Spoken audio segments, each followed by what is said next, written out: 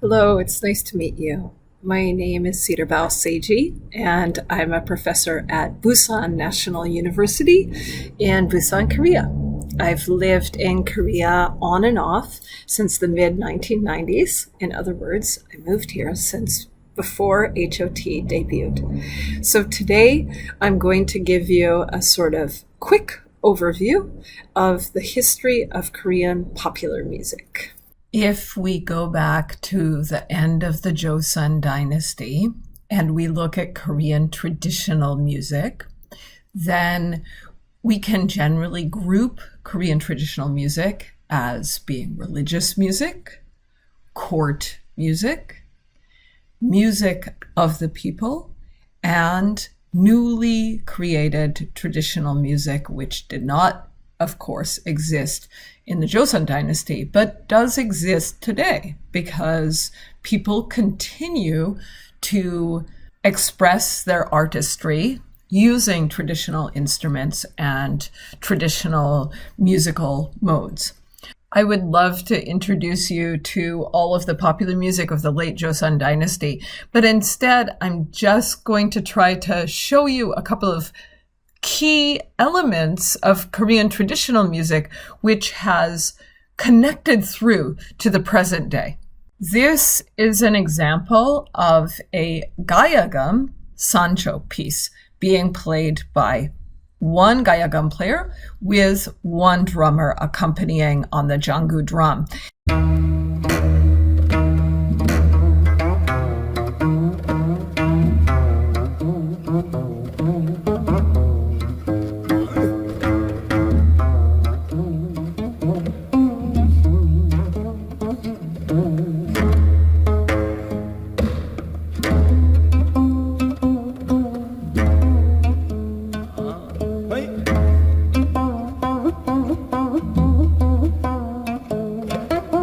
둘째 통을 타는디 이번에는 밥소리로 앞소리를 매기던 것이었다.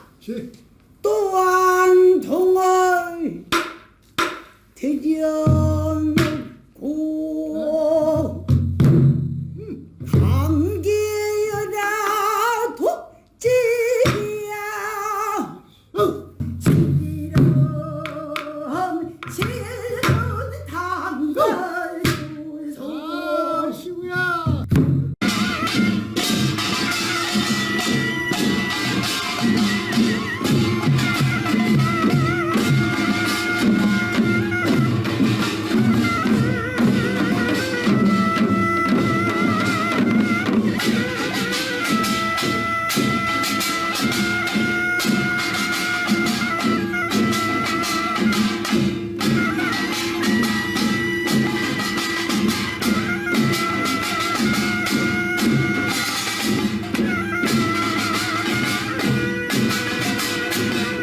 It's time to talk about how music changed during the Japanese colonization of Korea. So, going very quickly, these are the major changes that happened during the Japanese colonial era.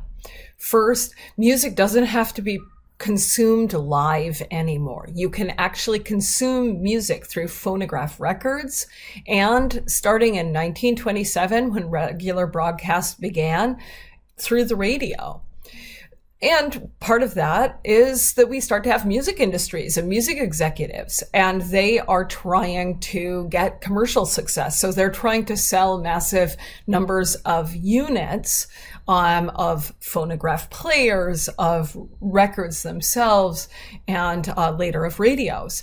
And most of the music is being recorded in Japan.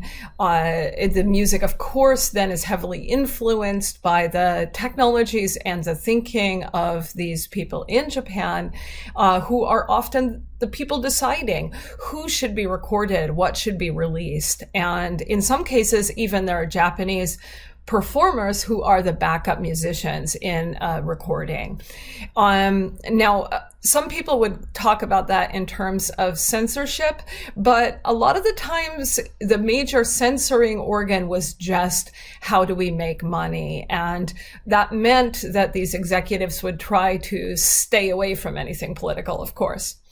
There's also a big shift in who is performing. In the pre-modern era, women almost didn't perform in Korea. When they did perform, it was in a small private setting, a sort of salon setting, and these women were giseng, what is called geisha in the Japanese context. And so they had artistic training, but there's also sometimes or oftentimes a sex work component.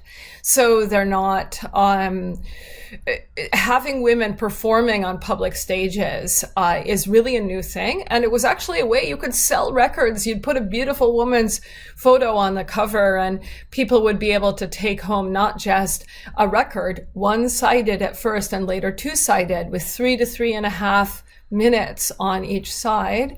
But they could also take home this beautiful photo that they could look at again and again.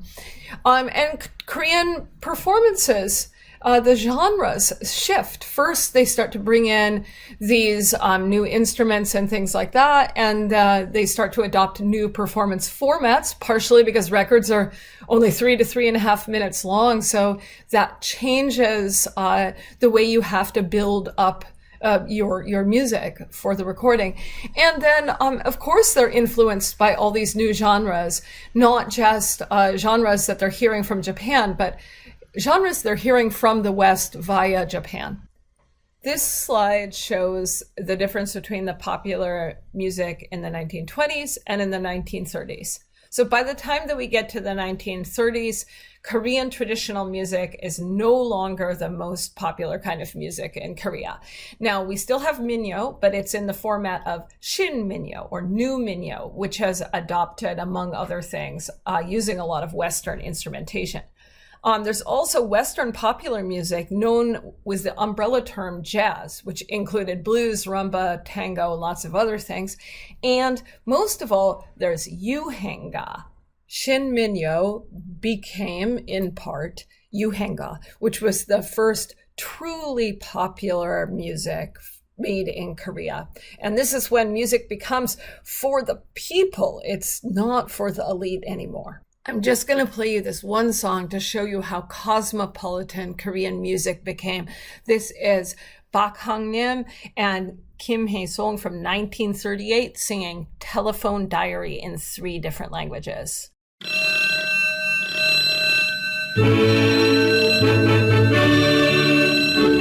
모시모시 모시모시 홍교급 사센 나나야고 하지죠 양반요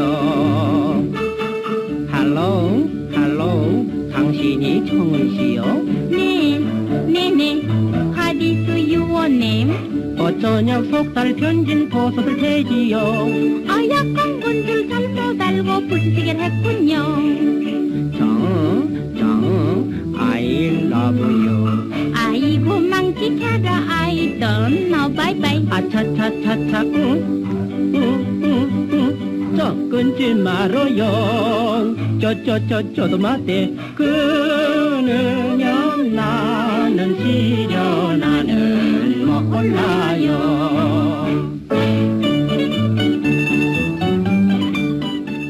Japan lost the Pacific War in 1945. Korea got its independence. Kind of.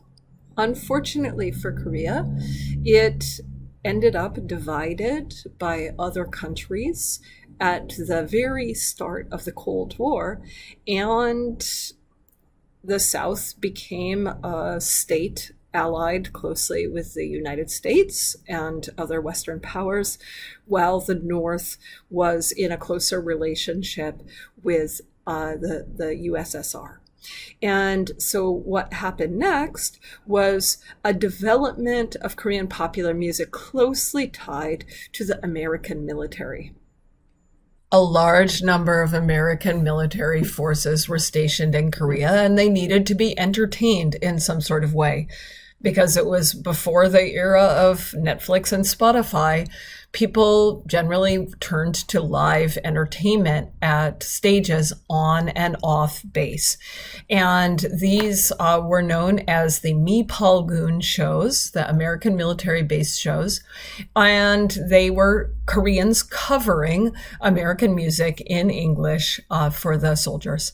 The same people would also express their own artistry by performing off base for Korean audiences, but still performing the same genres that were popular in America, performing the blues, performing rock and roll.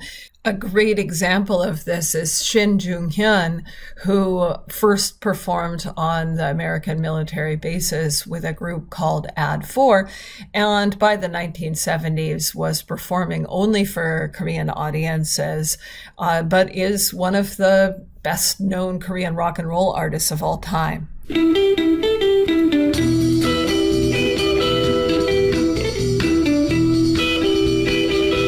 잊지 못할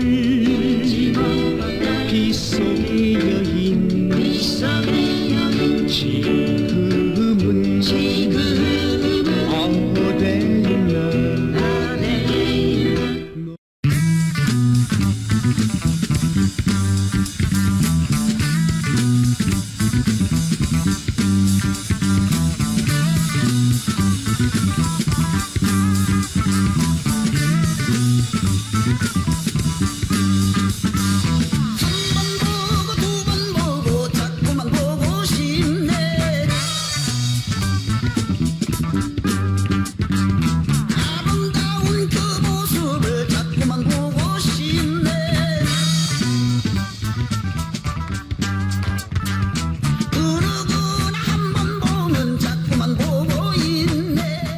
And they would do that not as a cover, but making up their own songs within the genre, and of course, singing in Korean. So those were often performed at something called a go-go club. And there was also something called a theater show, which was more Korean music for Korean adult audiences.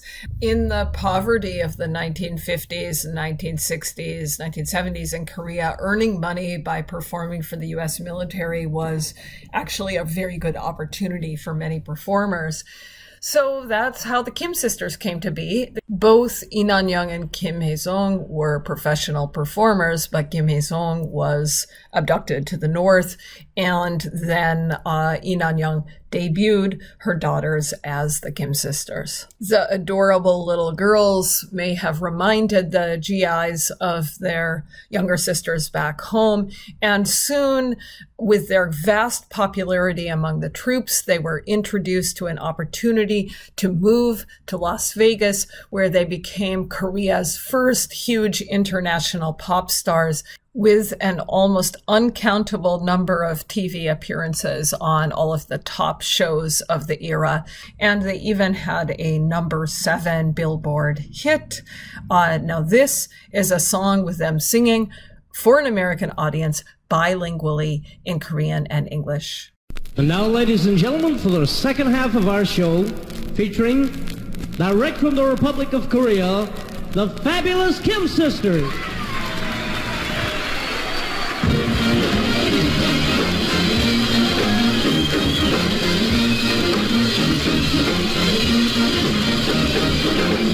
머나먼 미국 땅에 10년 넘어 살면서 거국 생각 그리워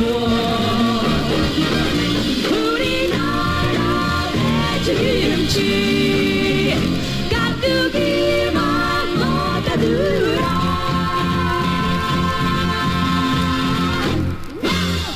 우리나라 자랑스런 김치 깍두기 깍두기 전하게나 잊지 못할 김치 깍두기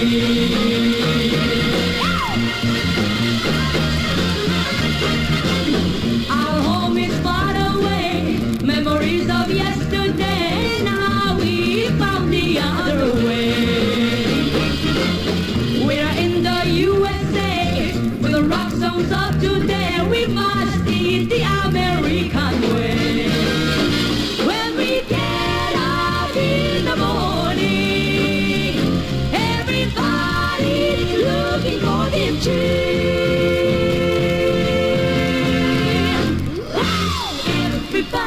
loves the kimchi. Everybody loves the kimchi. We even try. We try as possible. We still love kimchi. Koreans were also exposed to American music through the American military radio, which could be accessed in an increasingly large number of locations in Korea, and played American pop, other Western music, and spoke entirely in English. American pop music-related magazines that were circulating in Korea in the 1970s. Korean performers became so adept at performing American pop music that when the American military went to fight in Vietnam, they invited many of the Korean performers to go with them to entertain the troops. Now, Bob Hope used to be a big deal in American television. This is part of his Christmas special from 1967, but it was actually shot in Vietnam in 1964. It's the Korean Kittens. And now take a look at three little gals who broke it up at every base we played, the Korean Kittens.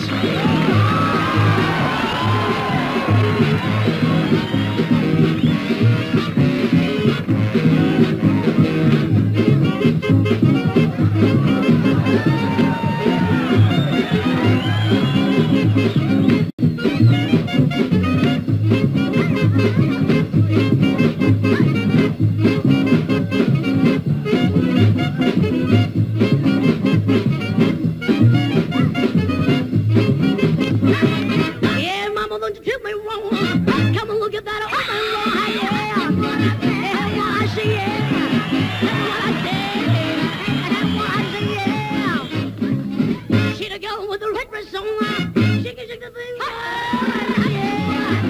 What I see, yeah. Tell me what I see, what I see, yeah. Hey, tell your mama, tell your papa, I'm gonna send you back to Arkansas, yeah. What I see, yeah. Tell me what I see, yeah. What I see, yeah. Although President Lee Seung-man didn't really practice much censorship of music, after Park Chung-hee became president, popular music in particular was considered something potentially dangerous and to be controlled. There was this very simple idea that America is the opposite of communism, so the more you Americanize your music, the less communist-like it is, and therefore the less you will be censored. And that was sort of an operating idea all the way through the 1970s. And so this is another reason why music became more and more Americanized. Now, popular culture was being systematically overseen, controlled, and censored by the government through pre-censorship of scores, post-censorship following the production of records, broadcasting review of appropriateness for airing, and even censorship of album jackets. Now, there were many different reasons why an album could be censored. As alternative subcultures arose in the United States and Western Europe, the Park Chung-hee government got very nervous about the impact of calls for social change abroad and wanted to prevent that in Korea. And so that meant censoring foreign elements, particularly foreign elements connected to North Korea and foreign elements connected to Japan, the former colonizer. They also censored corrupting lyrics that would, theoretically lead you down the wrong path, lyrics that were defeatist or masochistic, and of course, if they couldn't find another reason to censor a song or an artist, they would cite national security. Live performance was regulated through Food Sanitation Act, which could close down a venue, and the Public Performance Act. In the 1970s, the government further cracked down on vulgar culture and required that all albums have a healthy and patriotic song on them. This song is a classic example of what the government preferred. In fact, these lyrics were written by President Park Chung-hee himself.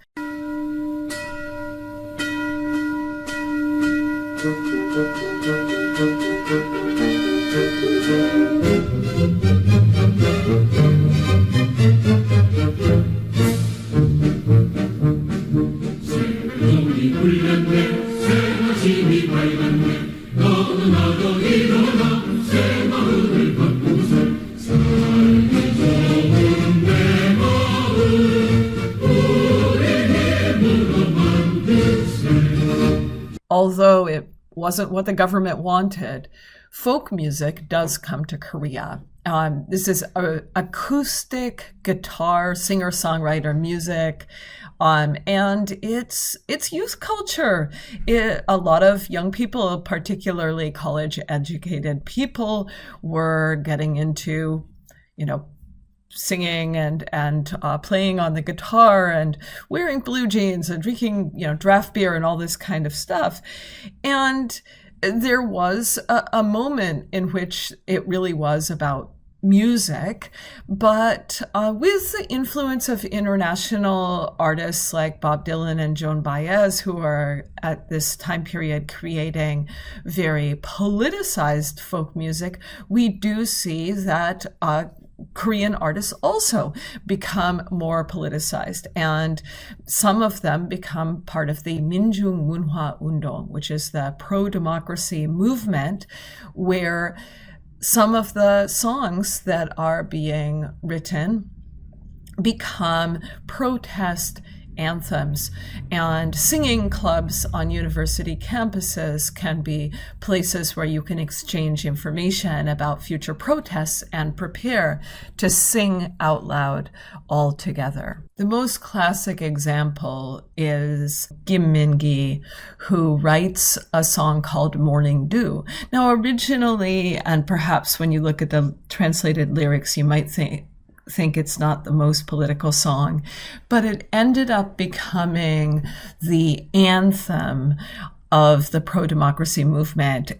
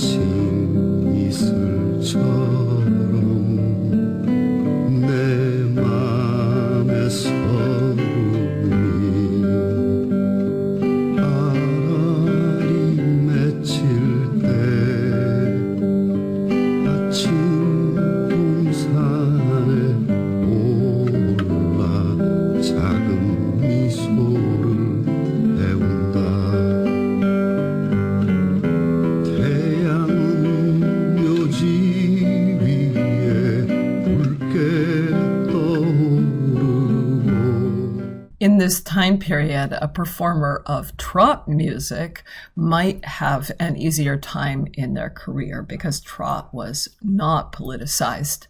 Now, trot, which gets its name from foxtrot, was a combination of international music idioms and Korean yuhenga, the popular music that emerged in the Japanese colonial era. So trot has a 2/4 meter. It has a strong downbeat, and it has a lot of inflections. In the lower tones, there's very wide vibrato. In the upper tones, there's often this appoggiatura with a sliding downward. Koreans call it breaking throat. It is a very interesting technique, and actually these days a lot of pansori singers are crossing over to sing trot because some of the same throat techniques are used in both.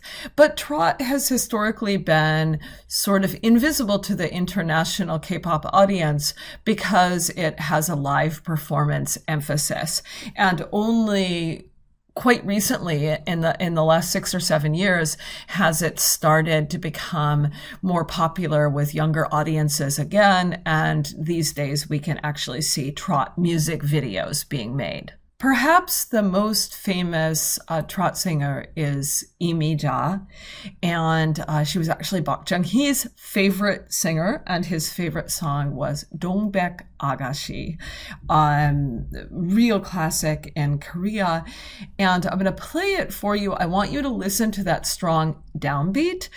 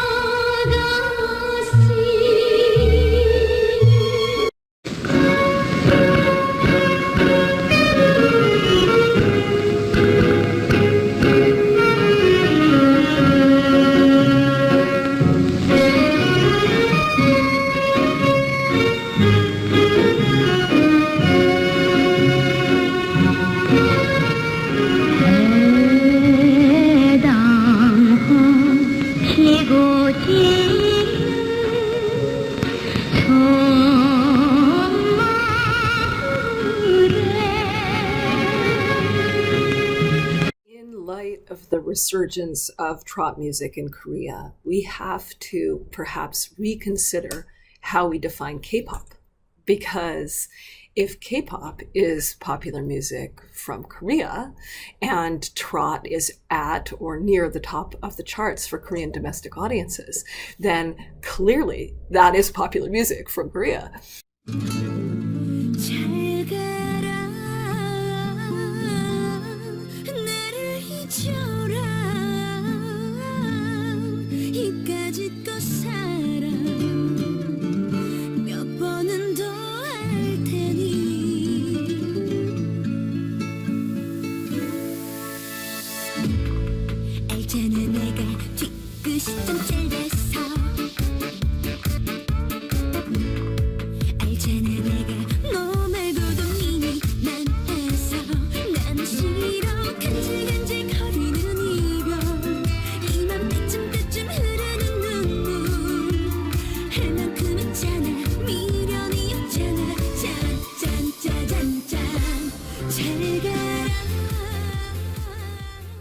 If we're defining pop on a Western definition of this genre, which we can, take from Taylor Swift, trace back through artists like towards Michael Jackson, if that is what we are calling pop, then trot doesn't fit into that genre. This is why I've always defined K-pop in the past as something that is not a genre, because it has a great degree of genre fluidity and borrows freely from multiple different genres, but rather K-pop is a style of producing music from Korea. When we get to the later 1980s, we have basically two main types of popular music in Korea other than trot, and those are what is called dance and what is called ballad. And I like to think of dance and ballad as kind of like the mother and father of K-pop. Ballad was first used to talk about the songs of Byun Jin-sup. And here he is singing his big hit from 1988. But he's singing this just 2 years ago. So the big stars from the 1980s are still very much part of the Korean musical scene, either on stage or behind stage. 아주 덤덤한 얼굴로 나는 뒤돌아섰지만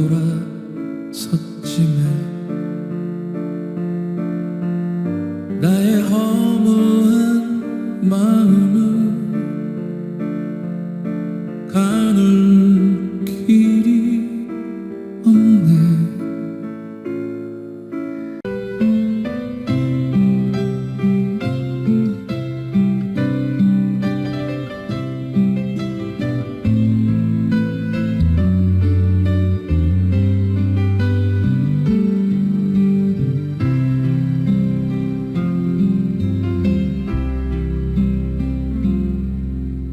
괜찮은 거니 어떻게 지내는 거야 나 없다고 빨간 모자를 눌렀음 난 항상 웃음 간직한 피에로 파란 웃음 뒤에는 아무도 모르는 눈물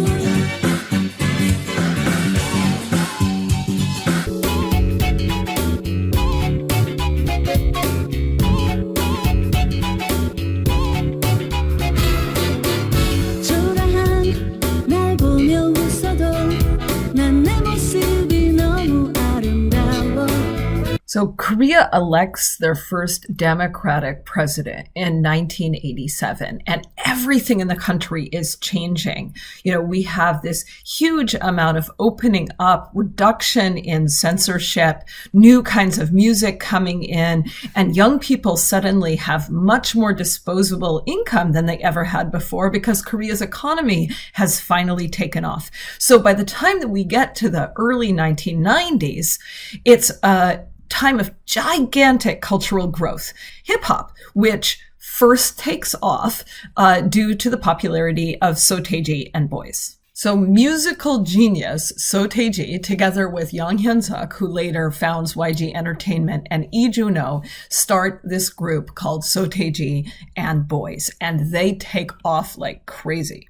난 알아요 입안이 흐르고 흐르면 누군가가 나를 떠나버려야 한다는 그 사실을 그 이유를 이제는 나도 알 수가 있어요 사랑을 한다는 말을 못했어 어쨌거나 지금은 너무 늦어버렸어 그때 나는 무엇 하고 있었나 그 미소는 너무 아름다웠어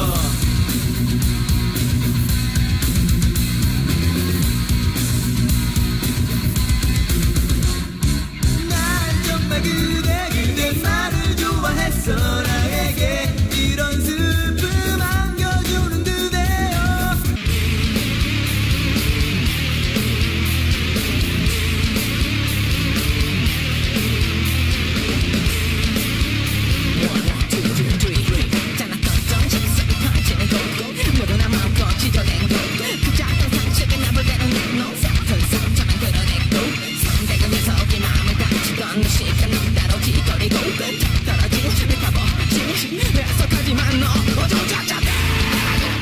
Back in the 1970s, there was a young man who was really passionate about music, even though he had gone to Seoul National University to actually study agricultural equipment engineering.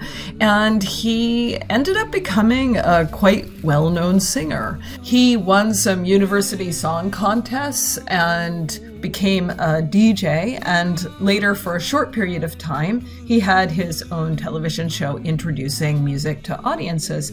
Seeing no chance for success in Korea at that time, he went to the United States, did a master's, and was heavily impressed by the new music that he was seeing on MTV. The first artist that Lee Soo-man picked to realize his vision ended up in a drug controversy, and this may explain why he decided to work with the idol system, find young people when they're quite young and impressionable, tell them how important it is to maintain a very clean image, and train them up well. So we see how well Isuman's system works as he releases hit after hit. HOT in 1996, SES in 1997, Xinhua in 1998, Fly to the Sky in 1999, and so on. The rest is history. We have an entire industry of idols emerging by the end of the 1990s. As a person who can, talk to you about all the history I've just talked to you about, one of the things that really irritates me is people thinking that K-pop is just like Western popular music sung in Korean. It's obviously not. It comes from this deep history connected to how music has been welcomed into Korea, how it's been adapted, how it's been hybridized, localized, so that it suits, Korean tastes, so that it provides what the Korean audience wants. The ways that K-pop is not the same as Western pop are often what are attracting international audiences like you watching this video. Way that K-pop brings people to new experiences, to new ways to engage with music has, I think, been part of the charm that reaches, audiences even beyond the normal demographic for popular music, because we're all looking for something that's going to make the world exciting again, that it's going to make, music fun, that's going to make, our heartbeat faster. And that's what you get. So much of K-pop can bring you this magic. And so I'm really happy to have been able to share this history with all of you. And I'm really glad that you've discovered the magic of K-pop. And I welcome any questions that you have.